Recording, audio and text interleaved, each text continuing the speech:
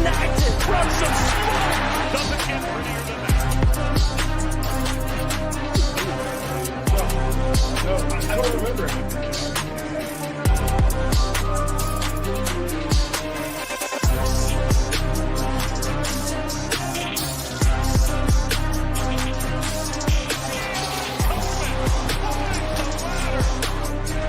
And a one-hand effort by Harris. Harris stabs it.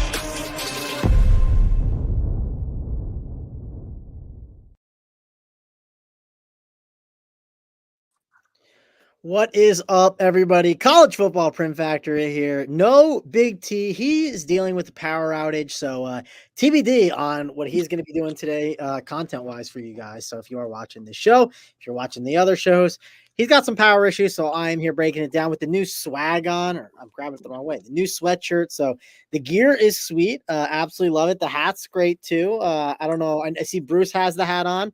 Bryce, you still have the old hat. Have you not gotten the new gear yet, Sean? I'm still waiting on Tony's care package. I think he was too worried about his power staying on and kind of fumbled both. They also can't reach you when you're overseas, and probably have shipping costs are a little expensive.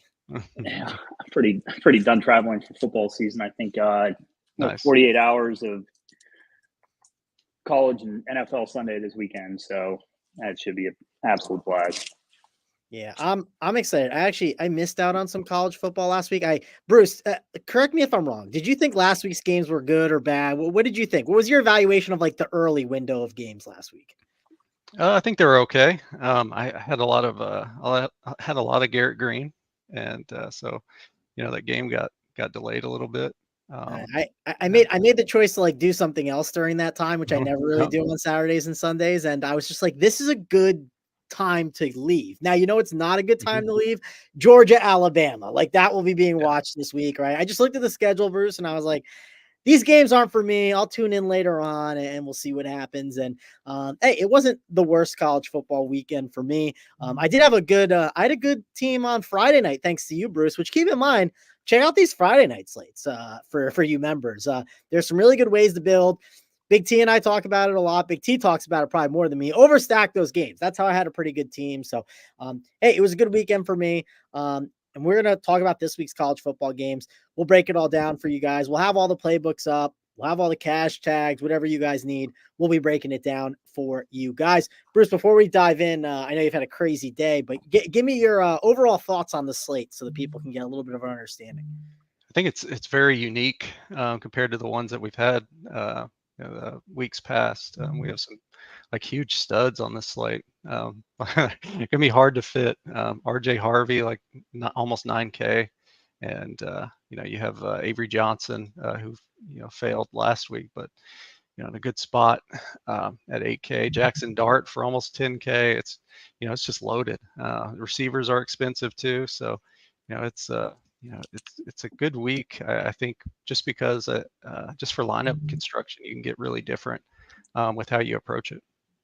Yeah, Bryce, I'll go to you to give like a quick cash game thoughts and like, are the plays like just strong, right? I think we're at that point of the year where like late August, early September, there's obvious plays and the pricing isn't as tight. It felt like last week the pricing got a little bit tighter than past weeks. What's your overall thoughts on this slate, Bryce?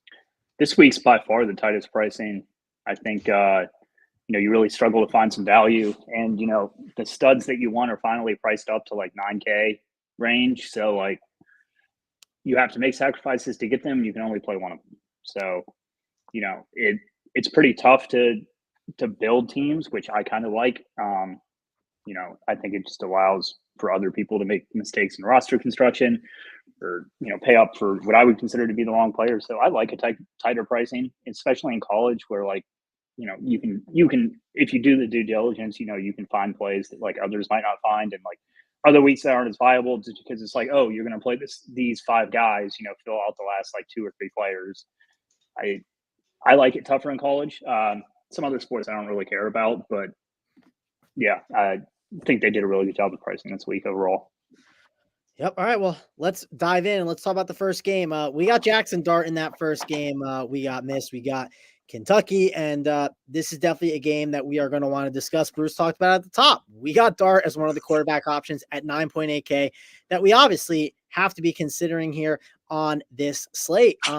Bruce, I'm going to kick it off to you first, since you were talking about Dart. And how do you want to handle this game? Yeah, this one's going to be tough, just because Ole Miss haven't really played anybody so far. And Kentucky's been pretty solid. They shut down Georgia pretty much that full game. So it's going to be an interesting game. At least Ole Miss has it at home, so they do go at a crazy pace. That's it's tough on this slate to pay up for Dart, just because he doesn't run as much as some of these other guys that are in this price range, or even below, actually. But he is, the top-rated passer on this slate. If you're playing him, you're going to try and pair him with the receiver. The problem is his receivers are priced up as well. A guy like Trey Harris is 9,100, so it's tough to pair those two together and make a lineup. But if those guys are scoring 40 and 30, you have a pretty good start if you get the value guys correct. But if I'm going to do it, I'm looking at a guy like Juice Wells for 5K, or pre-scoring for 4K, even a Jordan Watkins for 5,800. I'd look into those guys there to pair with Dart if you're going to play him, or even Trey Harris by himself. I don't mind that in tournaments for sure. Running backs, they have a good one in Henry Parrish Jr., transfer from Miami, I believe, and he's getting most of the snaps there. Has 7 touchdowns rushing this year. Again, the competition hasn't been great, but I think he's a solid play at 6,800 in tournaments for sure. Yeah, obviously going to be a game that we have to consider. It's not the game of the slate or anything like that. No. But they have a total that's at 35.5 according to SaberSim here. So, and they're huge favorites. Bryce, I'll go to you. Is Jackson Dart someone that you're just going to want to plug in cash games, or maybe the price is it's too high, right? It could just be too tight of a week to be able to go up there, but he's clearly going to be a really nice floor play and has a nice ceiling. Yeah. The issue with Dart I have is the same as that Bruce does. It's tough to play him when he doesn't run. And you can get rushing upside guys for between, as far down as 7K.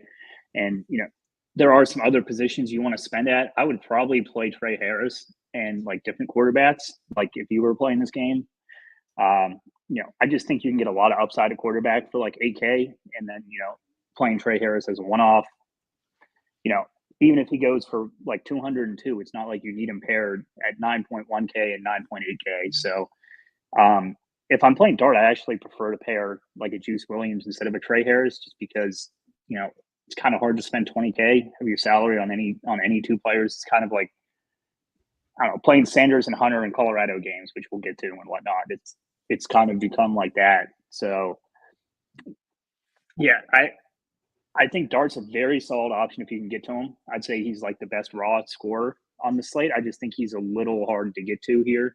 I would rather go with Harris or Parrish personally, but it's not like they're easy to get to either. So Mississippi, you're a little bit priced out of in cash, at least, I think.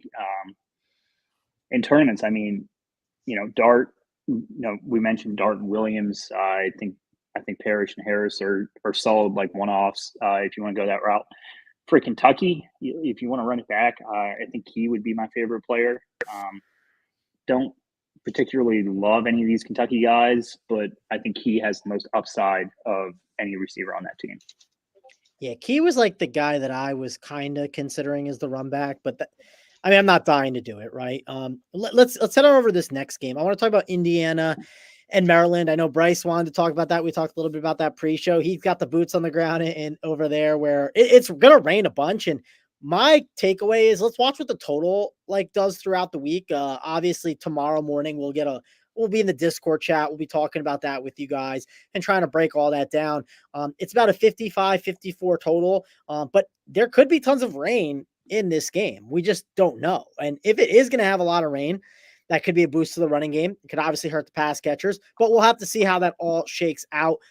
Bruce, what's your overall thoughts on this game? Obviously, we don't want you to just guess what the weather is going to be. So talk about the plays, but also talk about like how you're thinking about some of the weather, because I'm sure you've thought about it a little bit going into the slate.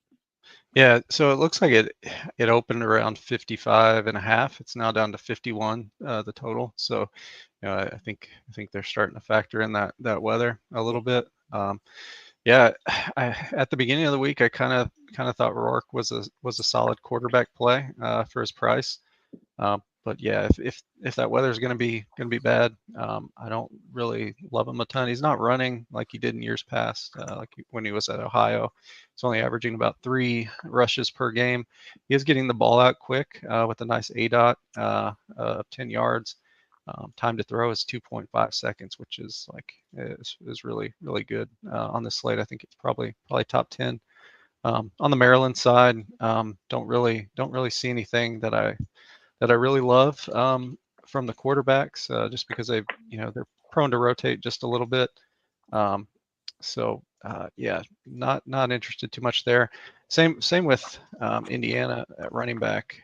They have a few guys, Lawton, Justice Ellison. They have Kalen Black healthy now too. It's kind of tough to play one of those guys when not sure what the carries are going to look like. Nobody's averaging more than 10 carries. Some of that's blowout run. So if I was going to play one, it'd be Lawton, but yeah, it's too thin for me. And then receivers, if the weather's bad, I don't have too much interest, but Surratt at 5,500 is interesting. And then you always have to look at Ty Felton there. He is priced up again, but with the weather, it's not a great play. 7,700 for a guy. If the wind is blowing crazy, I don't really want much of that. Yeah, so Saber Sim right now, and I know projections will adjust, don't worry. If you look at Saber's projections only, they have Felton for 23.38 points. Yeah. That's probably not going to stick if there's bad weather. Obviously something to watch for. Bryce, was Felton the guy you were talking about pre-show that we want to discuss a little bit, and some of these other plays? Again, your boots on the ground, so you'll be able to give a little bit of a help with that, being in the Indiana area. But is this a game that we're going to avoid with it being a 4-point difference from the opening total? I wouldn't be surprised if it gets hit further down. It's been raining and it projects to continue to rain for a while here. Rain typically doesn't worry me that much, but like it's supposed to get windier. I really struggle playing like road dogs that are in games where the total's getting hit down like super heavy. I think if there's one guy that can really manage it well, it'd be like a Billy Edwards type of guy, like a running quarterback. You could see excelling in like a sloppier type of game. In terms of Felton, I really wanted to play him. I'm likely going to avoid unless, I don't think a hurricane clears up that easily, but if it does, Felton's like 1K too cheap for me here. I think he should be priced up with someone like Trey Harris. Guy's just been an absolute stud this year. But, on a slate where you struggle to spend up, you really have to spend wisely. And I think he's pretty off the board for me. I think you can still play him even in the rain. That's how good he is. Like he's still in consideration. And normally I wouldn't consider anyone, but he's kind of the one guy that would do it for me. Running backs I would want to play, but I don't really love these rotations. I think Hemby would probably be like my preferred choice, but I don't. It's still a tough matchup. I think I use a pretty good football team, so I'm struggling getting exposure to this game, and I don't think you need to. All right, let's go from one game that we might struggle to get exposure to another. That's Michigan and Minnesota. We talked about price getting tighter. Well, Donovan Edwards has gone down from being 8K in the past down to 6.9K. I doubt that will entice any of us, but Bruce, is this just a full fade here? I think the one spot that I'd look at is the Michigan running backs, like you mentioned. I think Mullings is a solid tournament play, just because if you look at last week's game, Minnesota had issues stopping the run. They gave up over 200 yards to Caleb. Was it Caleb Williams? Wait, no, not Caleb Williams. What's the Iowa back's name? Losing too many Calebs. Caleb Johnson. Caleb Johnson. There we go. Yeah, and Mullings is just as good, if not better. I think. He ran for what buck 50 last week against USC, and he's getting the most of the carries there. His 4 touchdowns this year, averaging about 13 carries per game as well, 55% of the snaps. And he's just looked better. 5.38 yards after contact per attempt is double what Donovan Edwards is getting. So I have some interest there in tournaments, but yeah, other than him, this game is going to be pretty terrible. I guess you could consider Darius Taylor as well. Woody Marks looked kind of good on the ground last week as well against Michigan. So yeah, it's a pretty bad game. Yeah. Bryce, assume you're not playing too much in this game. You can play Mullings or Edwards. I prefer Edwards in tournaments. A hard pass than anyone else. Really ugly game. And I think there's a huge difference this week between the noon games and the 3:30 games. Like the late window is exponentially better. So, if you get some late news and whatnot, you should have plenty of opportunities to open up your lineups and swap. Yep, agree there. But we got one game here definitely to discuss that I think is interesting. That's coming up next. We got Kansas State and Oklahoma State, and 9.2K, just absolute pain. Ollie Gordon has not been there. They've not been it this season so far. Obviously, Kansas State were absolutely horrific last week. They got absolutely owned by BYU. And Bruce, I do think we have to like this game. There are some expensive price tags, right? If you look, Johnson, Giddens, Gordon, even Bowman's up to 7.7K now. Presley, he's 7.1. Stribling has been awesome. Now he's up to 5.8. Owens could be a solid value, or Brown. There's definitely plays in this game to like, but they are priced up. It's not like you just feel like they're plug and plays, or just you feel like you have to get exposure. I could easily see this game, being a good competitive game and none of these plays being on the winner, or I could see slate breaking plays. So who are the guys that you're keying in on, Bruce? Yeah, this game is very interesting, just because both teams give up tons of explosive plays. I think Kansas State and Oklahoma State are top 10 at giving up explosive plays on defense. When I looked at their pass defense, especially, it was horrible. So I definitely have some interest in this one. The total's gone up 2 points from when it opened as well.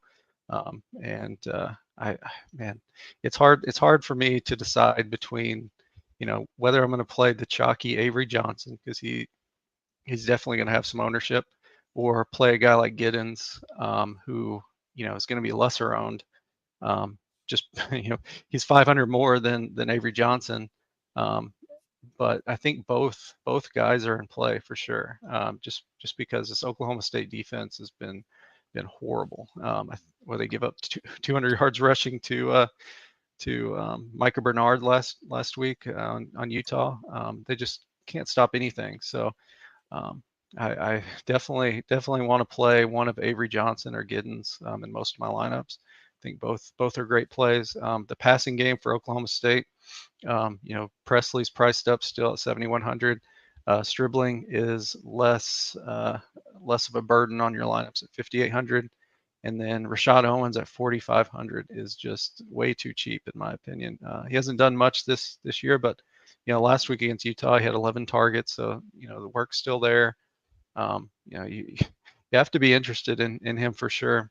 I think I'm going to play some of him just because there's little to no defense going to be played in this game. And Ollie Gordon, 9,200. Nobody's going to play him. He's going to be unowned.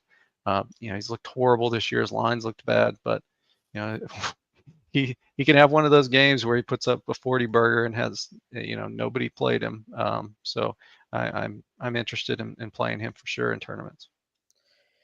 Yep. I think you brought up really good points there. I know you brought up the Owens point. I do think he's the best value in this game. Is he good enough to be a cash value? That's the question. So Bryce, is Owens good enough to be a cash value? And what's your overall thoughts on this game? Yeah, I think Owens is totally fine in cash. You really struggle for salary relief, and 4,500 for him is a good price. It sounds weird, but I mean, we've been low on Oklahoma State quarterbacks all year just because we all hate Bowman, but high on the receivers. I know Stribling's had some monster games for us. I don't mind him at this price. I think Presley's like a contrarian option. I struggle with him compared to some of these higher upside receivers just because he relies on 2-yard catches to get there. He's not like the explosive, big play threat. I think Ollie Gordon is the best play in this game for tournaments. Anytime you tell me that he's going to be completely unowned at 9K, I think you have to have some interest. I'd probably want to be around 20% in tournaments, and that should be probably double the field. I think Harvey is going to be the chalk if you do spend at running back this week. In terms of Kansas State, Avery Johnson seems to be one of, if not the highest owned quarterbacks of the week. Obviously like him here. I think they have a good bounce back game. I like both these teams for a bounce back game offensively. I mean, BYU and Utah, playing against BYU on the road, people didn't really, and I didn't either expect, that big of a beatdown, but it's not the easiest place to play. And I think Utah for Oak State has one of the best defenses. So I think it's a decent bounce back spot. Don't absolutely love Avery Johnson. When you look at his ownership, I like him, but he's not an absolute standout lock player or anything for me at the position. Giddens, I'm going to struggle to get to at 8.5 just because I find myself so often in builds if I'm able to spend up this much for running backs, I'm going Harvey or Gordon pretty much every time in my builds. Don't really want any of their receivers, so that's pretty much it. I think this is by far the best early game.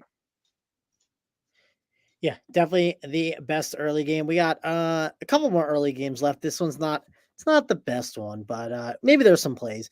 BYU and Baylor, and Baylor, they blew that game last week. That was it was a crazy game to watch. It was super fun, but they absolutely blew that one. And BYU, man, they were super impressive last week.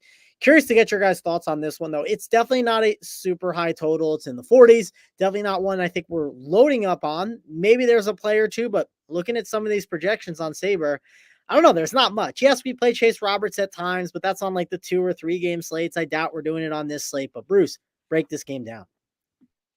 Yeah, there's a few plays here. Especially if you're looking for a cheaper quarterback. I think Sawyer Robertson for 5,500. He's not great. I think he's going to start if Finn sits again. I think Robertson's been the better quarterback anyway. And I think he's looked good. He looked good last week against Colorado, and I think he's a good player, especially at that price. 5,500 for a quarterback. That's hard to find on this slate, especially. So I think he's decent. The running back plays in this game are all cheap. If BYU is missing the same guys they missed last week, their starter Sione Imoa is 3,500. He played 69% of the snaps last week and scored a touchdown. Looked good doing it. So I don't mind him if you're trying to punt off that position. It's always hard to punt off the running back spot, but I don't think he's too bad of a play at 3,500. Receivers, Darius Lassiter is a good value at 3,700.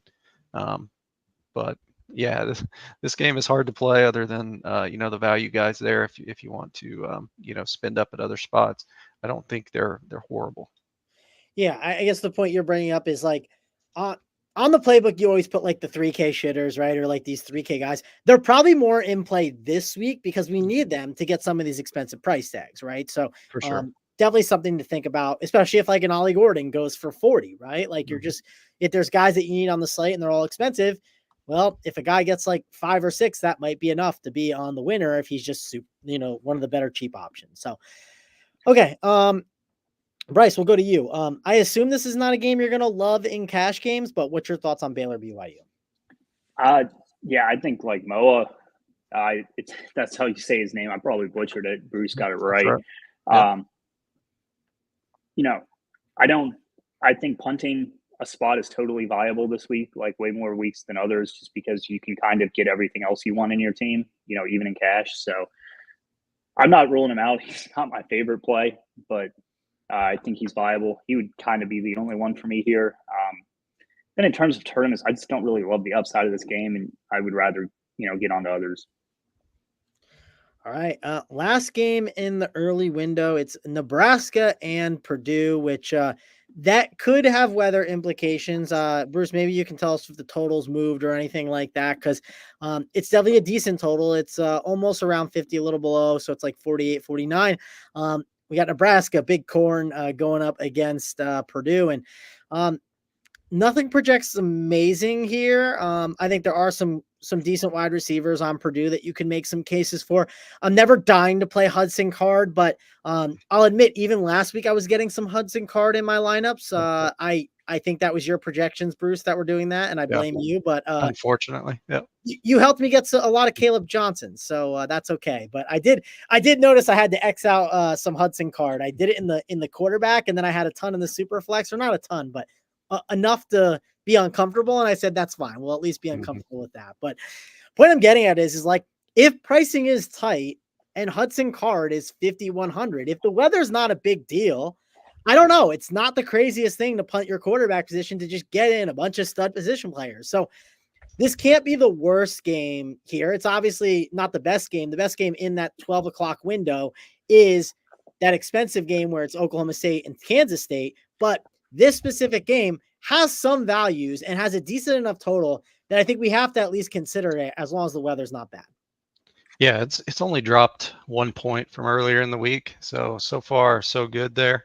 When I was looking early on, I thought Dylan Raiola was a solid play at 6,400, especially when you need value this week. And quarterback is often hard to find. 6,400. They don't throw the ball enough usually, but at that price, and you can pair him with one of his receivers.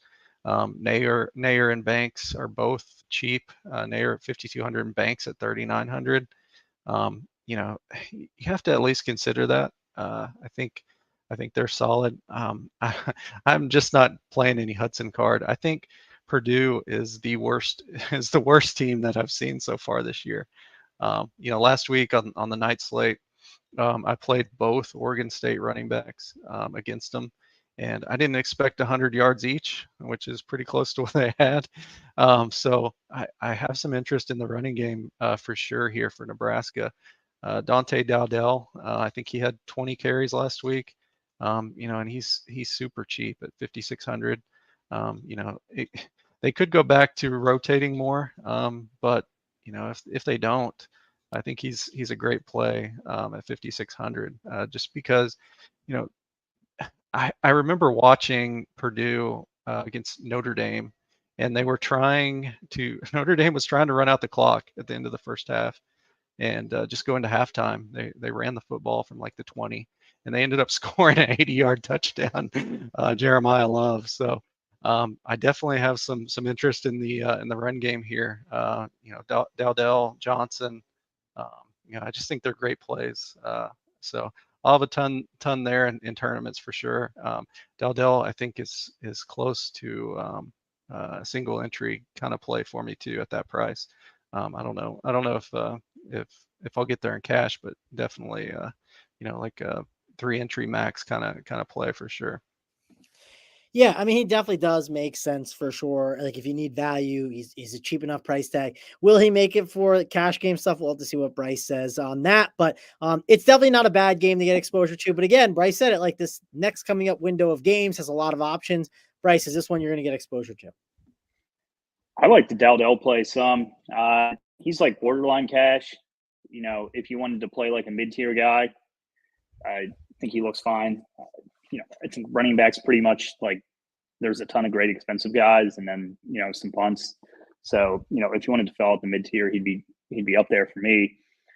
Don't necessarily love this game. Like, I could see a Raiola, like Nair or Banks pairing. I'm not going to have tons of it. I do think the weather is supposed to be much better here than Southern Indiana. So I think that's why the totals only dropped 1 point as opposed to like 4 or 5. I struggle to get to any Purdue here, to be honest. I kind of think they get rolled here. I do prefer Nebraska, and yeah, if you're playing Raiola, I would definitely pair him just because his guys are cheap with him, and you need the salary relief this week. Like, it's not an expensive pairing, so I'm sure AP and Snyder will be all over that. I don't think him or the receivers make it as a cash play for me this week, but yeah, I really don't mind Dowdle. And you get a decent team total with decent pricing here. I don't like. They're not a primary stack for me or target, but kind of like a secondary, like kind of fill out your lineup type of deal for me. All right. Next game up, we definitely have a big one. It's a pretty healthy total. Kansas and TCU. It's over 60. It's definitely one that we are going to like and want to talk about. Obviously, we have Hoover at the top at quarterback. You can definitely get exposure to him if you want. I think Devin Neal's definitely going to be a very chalky running back that we're going to obviously like a lot. Like 6.6K, he's basically got like a 10-point or higher projection than whoever Dowdle we just talked about, right? Like for like $1,300 more. Like, it's obviously someone that we have to like here. Luke Grimm is another value that's going to pop, as crazy as that sounds, at 5.2K. I've never been a big Luke Grimm guy, but here we are. The price is just too cheap. Obviously a really good matchup. And Cam Cook, another option at 6,200 for the running backs that we're going to like. So Bruce, this is clearly a game that we got to consider loading up on. The question is, do we overstack it? Are there that many good plays? It feels like there's a lot of good ones and we can do the overstack if we want to, but what's your overall thoughts? Yeah, and TCU is off of getting destroyed by SMU as well. So that defense just looks horrible. I definitely have some interest in Devin Neal at 6,600. This defensive line for TCU is just getting destroyed on the ground. So I think he can do it. I also have a bromance with Jack Besh, the wide receiver for TCU. I think he's definitely one of the best receivers in the country. He's priced up here at 7,200, so tournaments only. But I think he's just looked, when I've watched their games, look like one of the best receivers. He got recruited to LSU, so they always get the good ones there. Just transferred away. So I think he's a great play in tournaments for sure. Grimm, I always get wrong, so I just never play him. But he's going to have some ownership, 37% target share. And I really like Eric McAllister for 4,800. I think his role's kind of growing a little bit each week. Got 7 targets last week. Transferred from Boise State. I remember he had some big games for us on some of those night slates in years past. So I have some interest in him for sure in tournaments, especially if I'm trying to stack up this game.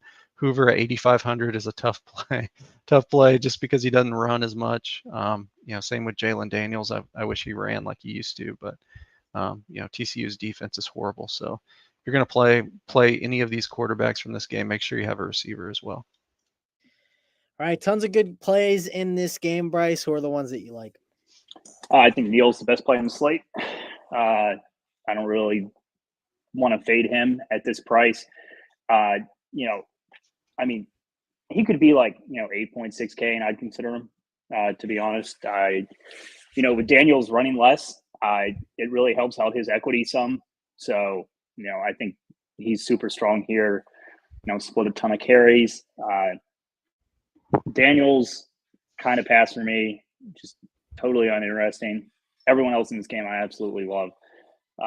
You get Kansas receivers. I think Grimm is the best. I think Arnold is in play. If you want to overstack, you can play Neal, one of them, then run it back with TCU, Hoover. Beck has been Bruce's guy all year. I think this price is a little high for me, but he definitely makes it in tournaments. I mean, you guys put up 30, 40 points every week. I do think he comes back down to earth at some point. Like, they have 2 really talented guys in Savion Williams and Eric McAllister. McAllister didn't play the first week, and it saw his snap share and targets increase every week since then. So they kind of have a 3-headed monster receiver. And, I just question Beck's sustainability to continue putting up absolute monster performances in this offense. That being said, I like all 3 receivers. I think Hoover's a pretty good tournament play. You could get there, but it's like, I think I'd probably take Avery Johnson straight up over him just because he runs. So, that kind of takes him out of consideration for me. But, if you want more of like a passing floor, he definitely provides it over some of these other guys. Cam Cook, I would rather attack Kansas through the air. He does catch decently well out of the backfield, and he is an explosive player, so he would make my tournament pool at running back. It's just a really solid game here. All right, next game up, another solid game, USC and Wisconsin. I think it's more the USC side of the ball. We're gonna like. There were some injuries with Wisconsin and their quarterback situation, so I'm sure Bruce can give us a little bit of an update on what is going to go on there. But Marks, I think at 7,100, I don't think he's a bad play here. Miller Moss at 7,3. I think he's a pretty solid value at his price. Just depends. Do you think Wisconsin can push them enough? That is one of the worries there. And Zachariah Branch, I've always been a fan of him. He's 5K. I don't think he's a bad tournament play here. But Bruce, what's your overall thoughts on this game? Yeah, USC at home, so gotta like them with Wisconsin traveling all the way there. That's a good little trip. I do think USC is able to throw the football on them. If we watched Alabama throw the football on them as well and run. So you got to like Miller Moss here. He's going to be chalky for sure. Just the price, 7,300 for him. He's actually $200 more on FanDuel, which both spots are solid in my opinion. I think you can play him on both sites. Woody Marks, like you mentioned, 7,100. I think he's been getting the bulk of the work. 14 carries per game, 6.5 yards per carry, and 3 touchdowns. Almost 5 targets per game as well. Which is what he did so well at Mississippi State. So definitely have some interest in him. I think he's able to do whatever he wants against this Wisconsin defense that hasn't looked great. You mentioned Branch. I think he's a solid play. Jacoby Lane at 4,900 also has a couple touchdowns this year. And then Will Pauling, if you're trying to play the other side, does have a new quarterback in Braden Locke, who didn't look great against Alabama, but it's Will Pauling. I think if they're trailing here, he's going to be the number one target. And he's just a really solid receiver for them at only 4,800 in a trailing game script. So have to have some interest there. Cade Eldridge also, I included him on the 3K shitter list. He's 3K, going to be starting at tight end for USC with Lake McCree out. So I think he's interesting. I think he was a 4 or 5 star guy. Looks like a stud. Played 43% of the snaps last week against Michigan after McCree went down and had a couple targets. So I think he's a good solid value play as well. Yeah, the Pauling thing I was curious about because he is dirt cheap for Will Pauling. And I like how they priced him to force you to kind of like consider playing him in tournaments. And hey, USC's defense isn't good. So just depends it's not a bad price in tournaments for sure. Bryce, I'll go over to you. USC, I think it's a side you can consider in cash games. I don't think we say that a lot, but I think you can consider these options in cash games. But let me know your thoughts on this game. I think Pauling's in playing cash. Only 4.8K.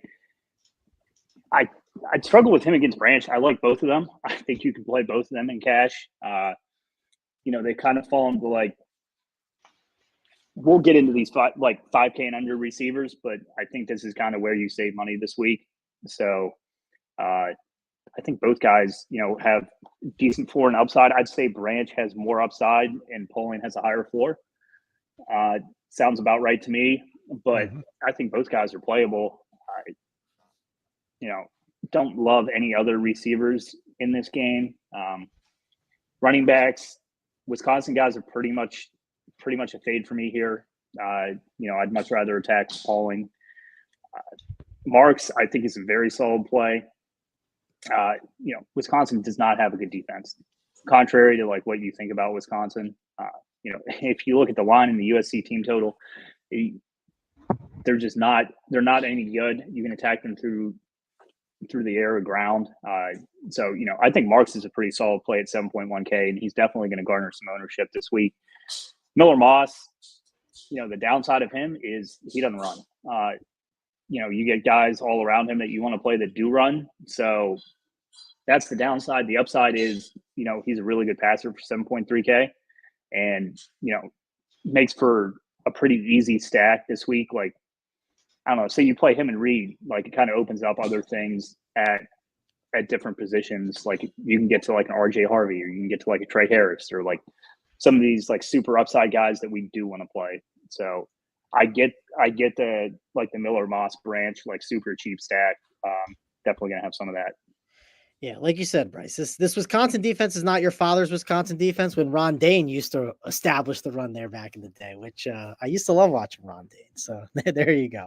Let's go to the next game. Not a I don't know. It's a good total, but like I thought there'd be more plays in this game, but it's Arkansas and it's Texas A&M, and it's like a 54.5 total. And I mean, I'd say Green has been kind of disappointing so far with Arkansas. I expected a little bit more. Maybe my expectations were too high, but I've expected more, and I feel like he hasn't been great. Le'Veon Moss could be an interesting tournament play, but Bruce, like the more I look at this game, I'm just not that excited about it. What's your overall thoughts here?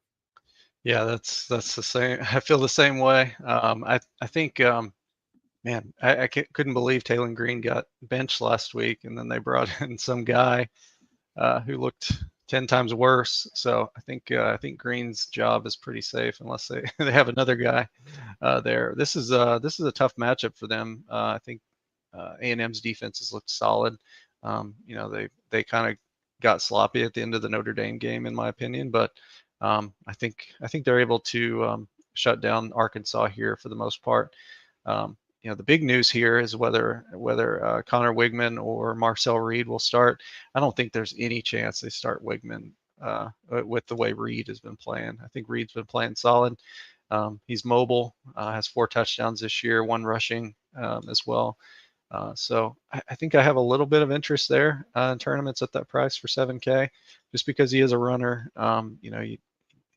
Mainly a runner. He doesn't throw the football that well, but he's not bad. So I have a little bit of interest. I think Le'Veon Moss is, like you said, a good tournament play. Jaquindon Jackson's from Texas originally, and playing in his home state here. So I think, isn't it AT&T Stadium? Is it? I think that's right. They usually play it there anyway. So he is from the area. So just a little home narrative there. I think he's an interesting play. Andrew Armstrong always puts up big target numbers. 12 targets per game is just has high volume every game. Noah Thomas on the A&M side is solid at 4,200. Saw 8 targets last week. Has a touchdown this year. Plays most of the snaps. I think he's interesting for sure. But yeah, this should be this could end up being a fun game. Just depends on how the defenses play. I think A&M's defense is just a little bit better, so they come out on top here. But there's some cheap plays here at least.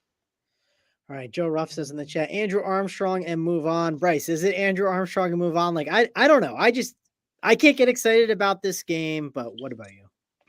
I can, just because both these quarterbacks run. I mean, I'm not expecting Wegman to play. I'm expecting it to. I'm expecting him to sit here. So I prefer Green to Reed slightly. That could be wrong, but I like both of them. I think you have really good rushing floors with both, assuming neither get benched. Kind of, Armstrong. I struggle with him. Like, I would rather save money at receiver this week. I get playing him in tournaments. I would play him paired with Green. I might be a little too high on these runners, but I think they're very solid plays. Miller, Moss, Hoover, and obviously Avery Johnson are kind of where I'm centering my quarterback exposure around this week. So I would love if this total was a little higher, but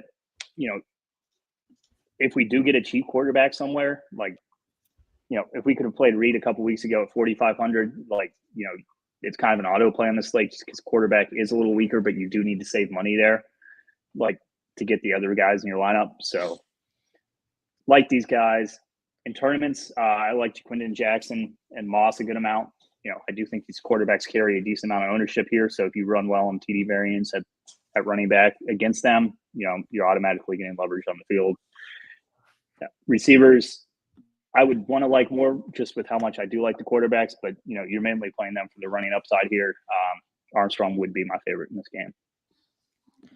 All right, let's go to Louisville and Notre Dame, and definitely has some plays here that we have to discuss. Louisville last week was like a team that we were all loading up on. It felt like getting exposure to. Shao is, I think it's Shao. Is it Shao, Bruce? Am I saying it wrong? Or Shu? How do you say it? Shuck. Shuck. Okay, I'm saying it like absolutely wrong. Not Shock, but it should be something else. It definitely shouldn't be Shuck. I don't get it. So I don't feel that. I don't feel super dumb after that. But Tyler Shuck, he was definitely a good play last week. I think he's gonna be in play again at 7,400, just because Notre Dame's not a good defense, and just I don't think they're that great of a team. And I think Louisville could put up numbers against them. Corey Brooks, he's going to project really well and be a chalky option. I think you go back to Bell. I think he's someone as a cheap option you can get to for sure. I know Bryce talked about there being some really good values at that 5 and 4K range, but if you want to get in the 3K range, I think Bell's definitely someone you can go back to. But Bruce, talk about this game because I don't want to play Riley Leonard. I think I'm more interested in the Louisville side over the Notre Dame. Yeah, that's the same here. I think the thing with Notre Dame's defense, they've given up tons of explosive plays through the air. The totals dropped 2 points, so I don't know if this one is affected by weather a little bit as well, but something to keep an eye on for sure. Another thing to keep an eye on is Colin Lacey, 3K receiver, transferred in from South Alabama. Supposedly, he's close to coming back. Could be this week, could be next. And if he comes back, he smashed last year for South Alabama. He had 1,300 yards, 7 touchdowns through the air. So, it's something to watch out for. Louisville's slot receiver also got injured last week, and he's out for the year.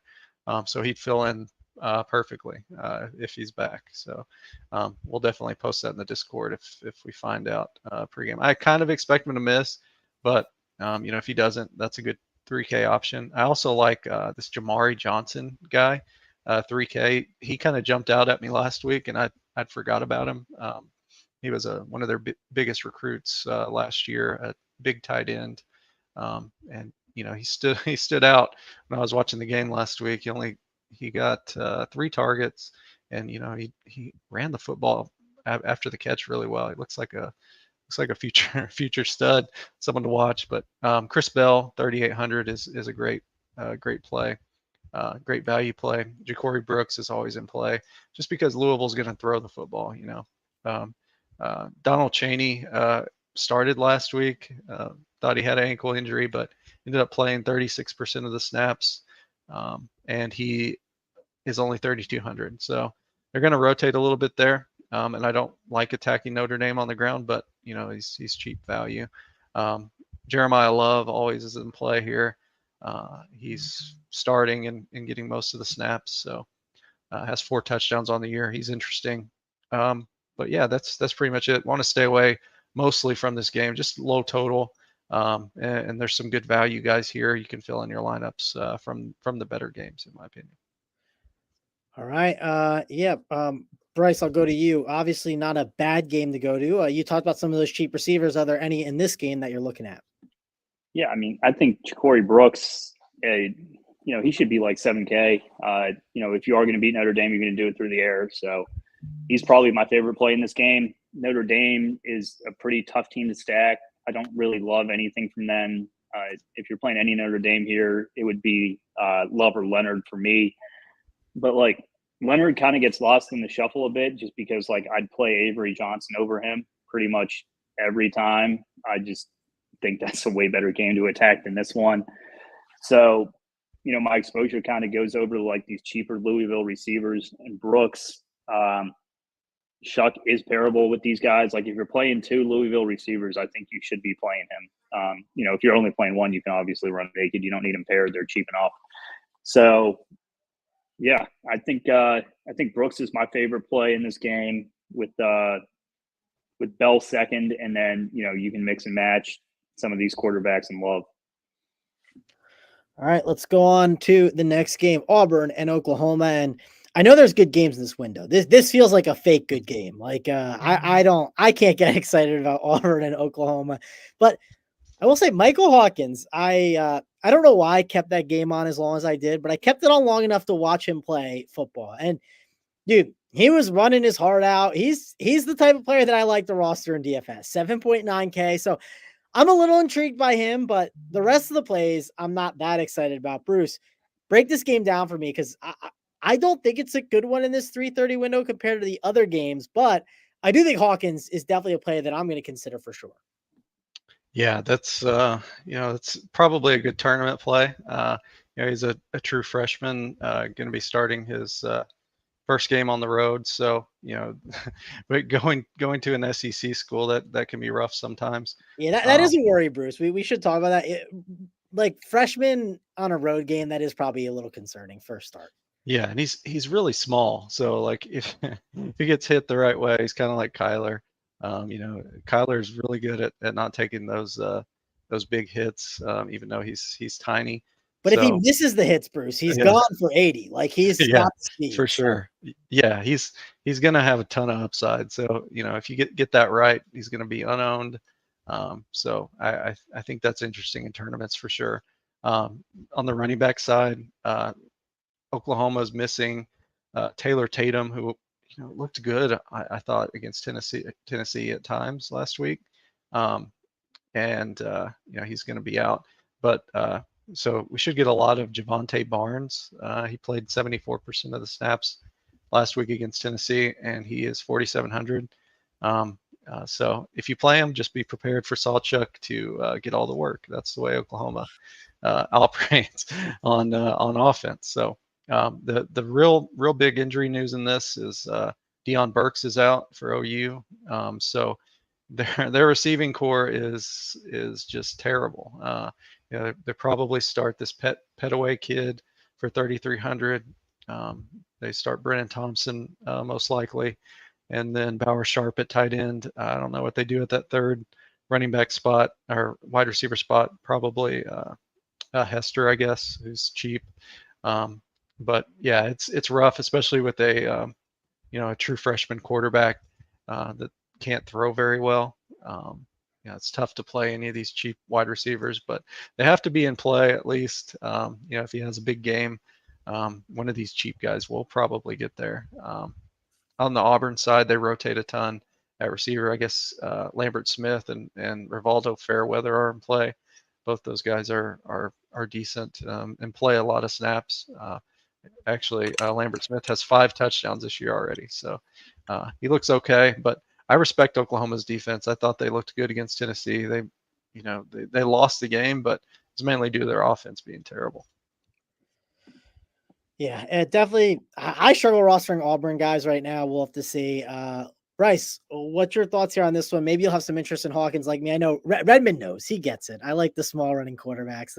He did a front flip diving into the end zone. That guy has heart. If your dad was watching that game, he would love that kind of heart out there. So, but I think Hawkins is interesting in tournaments. Bryce, what do you think about this game? Because again, it's not like one of the best games in this window, but there's a couple plays, I think. I think the cheap Oklahoma receivers are the play in this game. We're struggling finding value, and it's not a good spot for them. But they're pretty much free. Thompson, Petaway, probably slight preference to Thompson here. I need to look a little more at it, but you're also like saving some money, extra money with Petaway if you need the 300. I think both are solid options here. He's cheap. He's like 30. Let me just double check. I think he's 30. He's 36, and Petaway's 3,300. Yeah, so that's right. They're good prices. You're 1,000% right. Yeah, we can't ignore it. Yeah, I want to look a little more into which one I prefer, but I think both are solid plays here. Even in cash, if you want to punt off a receiver spot, I think right now these are like some of my preferred punts on the slate. You just get basically Stoneman. It's like punting a tight end in NFL. You just hope for, if he can get you 10 points, the rest of your lineup can do well and make up for it. And I do think they have some upside. They're going to have to play. I don't really see who else Oklahoma plays here. Where he is, you're facing a hostile environment on the road with a crappy quarterback. Maybe Mangone can will Hawkins to a good game here, and I'll hope so if I do end up on one of these receivers. But yeah, I don't mind these Oklahoma guys. I'm never going to recommend an Oklahoma running back to any of you guys. I do think Barnes is definitely the most talented guy in this backfield. So if you want to take a shot on it, you're braver than I am. Auburn, pretty much a fade for me. Lambert Smith, I think, has some upside. I do think this Oklahoma defense is good, and I respect them. Not a team I'm actively looking to target. And, it's not like you're getting guys that are minimum price. So, yeah, don't love this game. Yeah, my new goal is to get on my burner account and get in the Discord and recommend 1v1s of an Oklahoma running back versus another one and get Bryce to choose the wrong one so I can say he never would do that. But I mean, we know how the Oklahoma running back situation goes. It's brutal. And I'd go Barnes. I think Barnes is an okay play. That's about as far as I'll go. I just like on this slate, I just don't know if I can pull it off, but I get it. It seems like a good one, and I don't know if I want to get there, but all right, enough of that game. Let's get to probably the game of the slate, I would say. UCF and Colorado. Obviously got a lot of different price tags to talk about. For one, RJ Harvey is, great projection, but he is 8,900. That's not nothing. Sanders, he's 9,400. Travis Hunter, 10.1K. And then KJ Jefferson, 8,900. All these plays are going to have 20 or more projections, right? They're all great plays. If you have the salary, it all depends on how you kind of work it. It's not easy to get them in there. If you play Sanders with Travis Hunter, you're going to need a lot of value throughout your lineup. So be ready to punch your receivers a ton. Then I would say Hudson's another one he's pricey, but he's a solid play here for sure. Wester and Jimmy Horn are definitely options. You can mix and match in the mid tier. Will Shepard has definitely been frustrating. He is now down to 3.8K. I assume he's still going to project well when Bruce, pushes out his projection. It just feels like a guy that's going to pop no matter what. But Bruce, break this game down because it's obviously a good game, but we had good games earlier, right? That Kansas State game, and the prices are high. They're not guaranteed to be on the winner if they put up points. Yeah. Like what has KJ Jefferson done this year to deserve 8,900 price tag? That's crazy.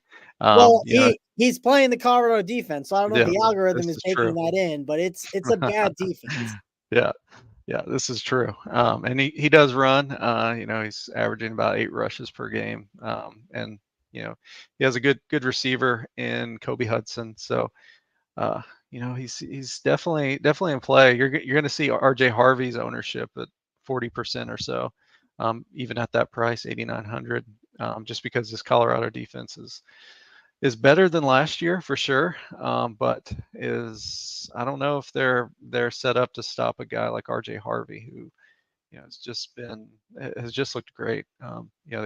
Colorado's given up 27 points per game to running backs, and RJ Harvey is averaging 35 points per game at the running back spot. So that's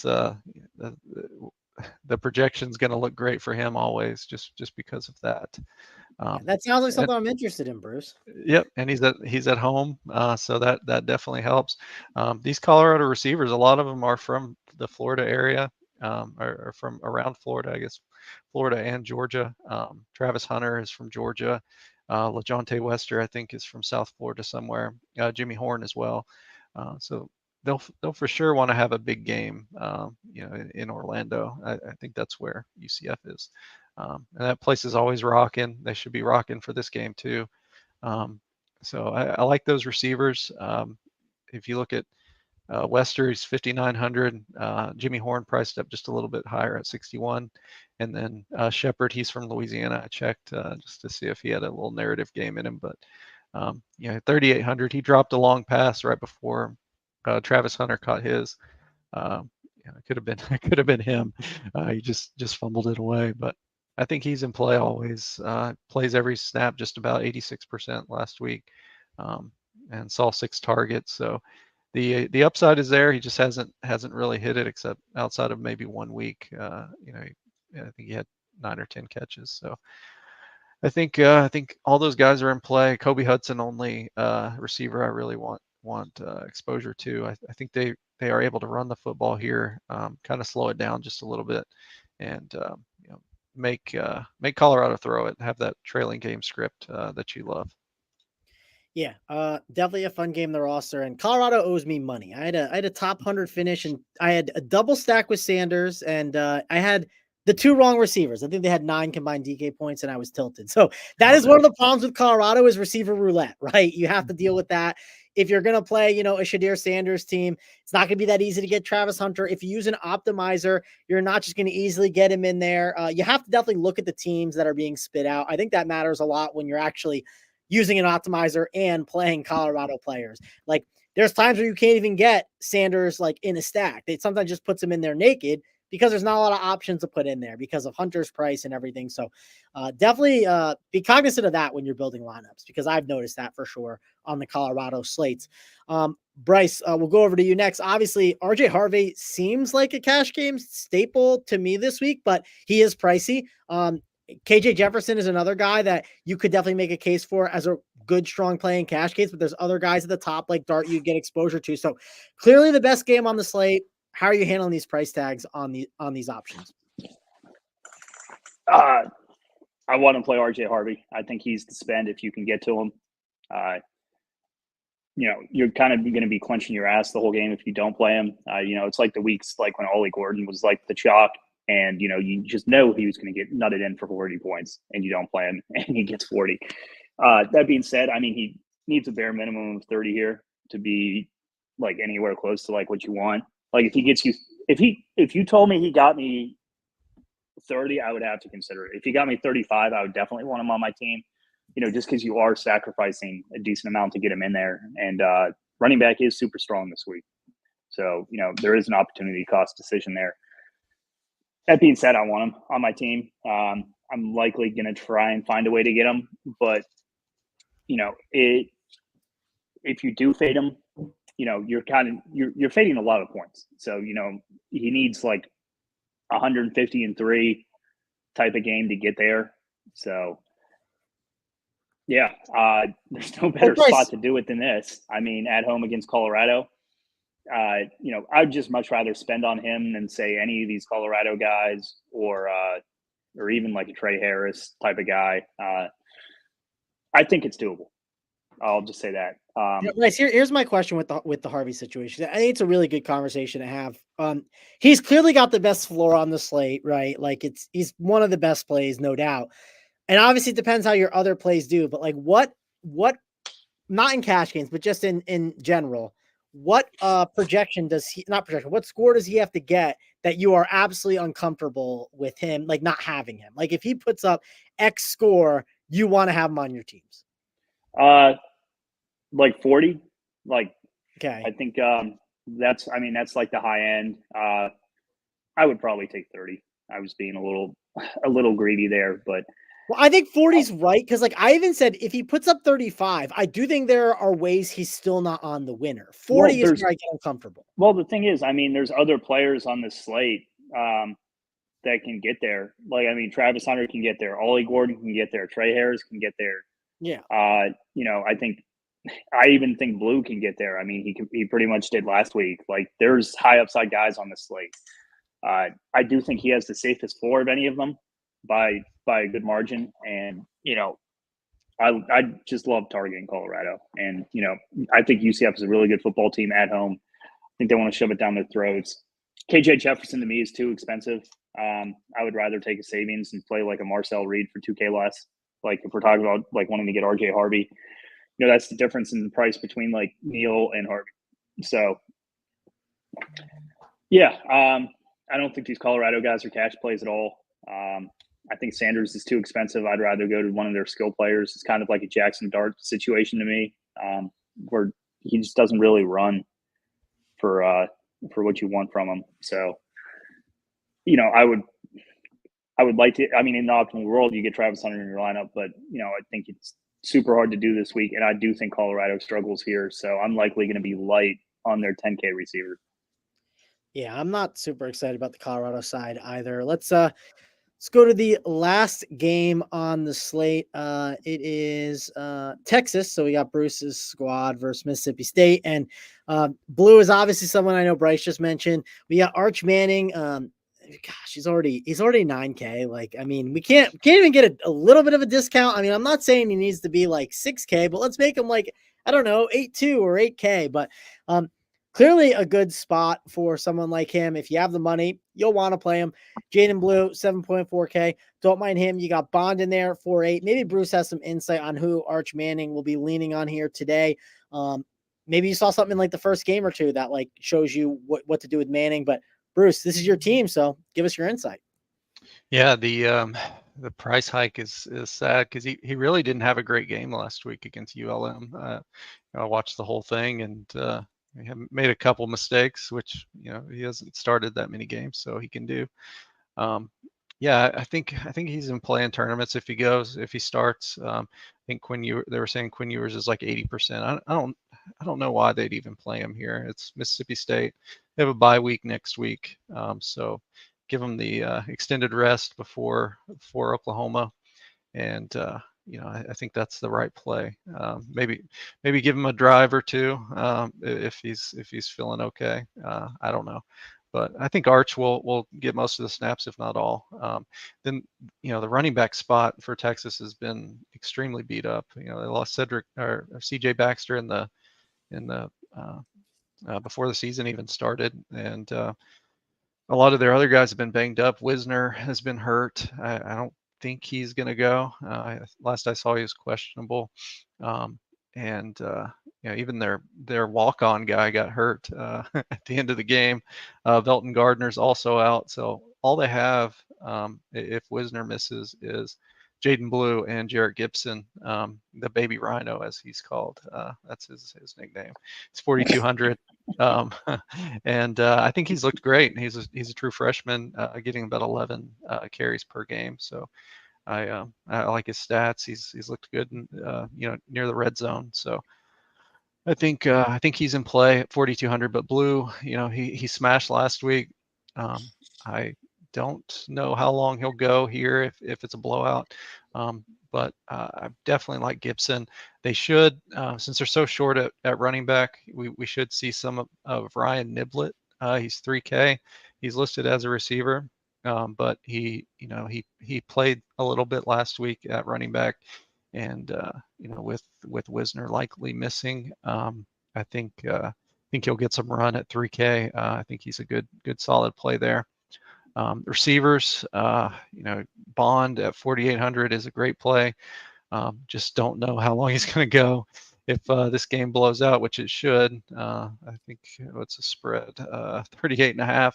Yeah. So it's a big spread, but Bond is the best receiver play in my opinion. I think Wingo is a good play at 3,700. He just makes plays every week. He has a couple touchdowns this year, and he's a 5-star freshman as well. I think he's in play. If you want to run it back with Kevin Coleman, go for it. But his quarterback is out this week, Blake Shapen. They're starting a guy that I didn't like what I saw when he came in. Michael Van Buren. He's 6K. Texas's defense is really solid, so don't really have any interest in any Mississippi State players. All right, Bryce, obviously Texas is going to put up points, but are they going to put up enough where you want to play them in your cash games? Yeah, I think Blue is one of the easier plays this week. The issue is like getting, can you get him, Neal, and Harvey is kind of the question to me. Like those are the top 3 bags in my opinion. So, I'll try and help you guys out on the cash chart and stuff with that. But, in tournaments, I'd want to get, at least 30% on all 3 of those guys. If you do need to save money, I don't mind Gibson. I'd prefer Wisner to be out to play Gibson, and to a lesser extent Blue, just because like they might not have an opportunity not to play him a ton. Arch, I think, a pretty solid option, to be honest. He's even shown some running upside, which I didn't really expect. I don't really expect him to take off like that every week, but he does have it in him. I think it's a pretty easy spot for them to city. Whereas here, they're absolutely massive favorites at home. Some of their other guys can do the heavy lifting.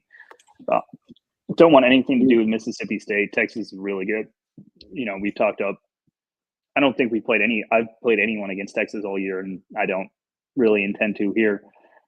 I think one of the more interesting players in this game is Bond at 4.8K. That seems way too cheap to me. Guy's an absolute stud. You worry about how much he's going to play, but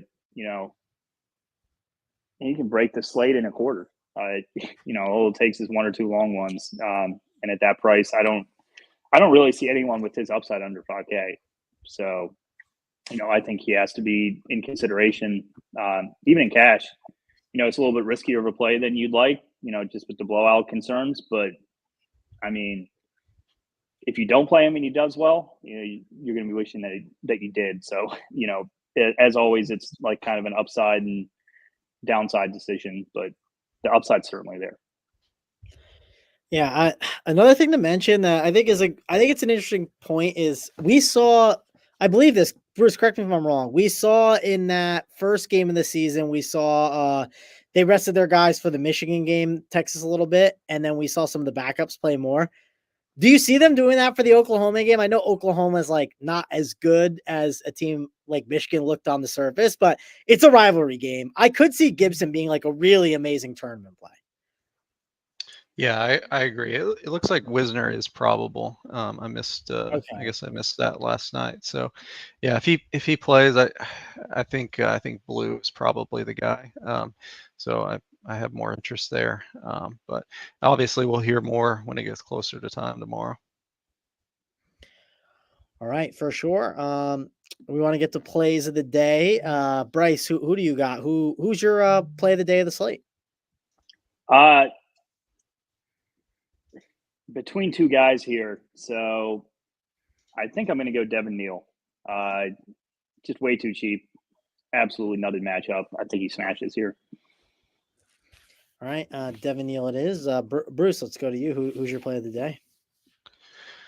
Man, I'll have to say Dante Dowdell, the Nebraska running back. I'm going to be overweight on him tomorrow. I just this Purdue defense is just so bad. I think anybody from Nebraska could have a huge game here. I think they just pound Purdue tomorrow. All right, I'm going with Zachariah Branch. He'll be my guy. I like USC here a little bit. I think they roll.